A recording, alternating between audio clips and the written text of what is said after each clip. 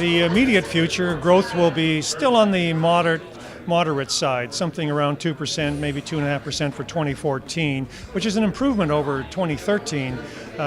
Then growth rates I expect to pick up. I think 2015 and beyond, we'll see some fairly robust growth occur in BC. I have 4% plus growth rates later in that 5-year period. So I'm optimistic that with the uplift coming from the U.S., improvement in commodity prices, and then the depreciation in the Canadian dollar, which I expect further declines, that will help our export sector considerably, and in turn spur on investment and then have those positive spin-offs to the rest of the economy.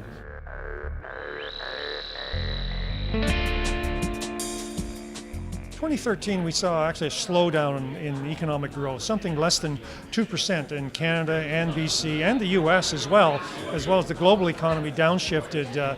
And in 2014, expectations are that we will begin to see somewhat faster growth. I think in the near term, for the first half of 2014, it'll look and feel a lot like 2013 ended up, but there'll be signs of pickup, and I expect in the second half of the year we'll see increasingly more positive signs that growth is picking up. We'll see it in exports, we'll see it in employment numbers, and other components as well.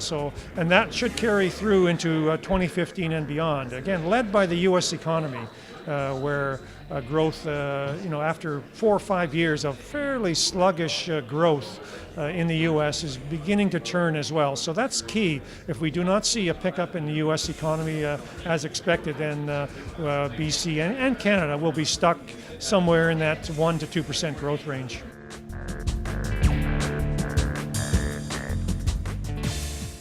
Generally, expect to see investment spending for new mines, new pipelines, new non-residential buildings, for example, both private and public, to eventually pick up, and as the economy improves. So I think for 2014 we'll still be kind of a so-so year. I don't expect any big increase in 14, but certainly beyond, I begin to see substantial pickup in engineering and non-residential building construction as well. Now, these numbers are volatile year to year.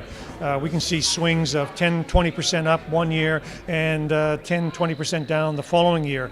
A lot of these are based on, of course, major large projects. So depending on the timing of a large project, when it starts and when it finishes, that can certainly contribute to this sort of annual volatility. But the trend, in my view, is that we will see a substantial pickup in investment spending on engineering projects and construction, as well as non-residential construction, because of the improvement in the economy, improvement in commodity prices, and the uplift I expect in exports.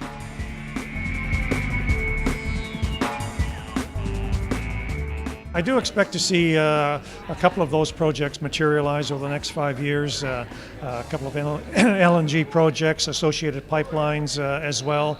I think we will see the markets in Asia result in contracts here, and approvals will be granted. Now, there's some risk. Clearly, the approvals still have to be granted, and other hurdles have to be overcome. But I think the political will, certainly market conditions are generally positive, that we will see some activity in that regard. Now, I think there are upwards of half a dozen or more LNG projects slated, and certainly not all of them will proceed. At this point in time, I have 2 commencing in the next 5 years.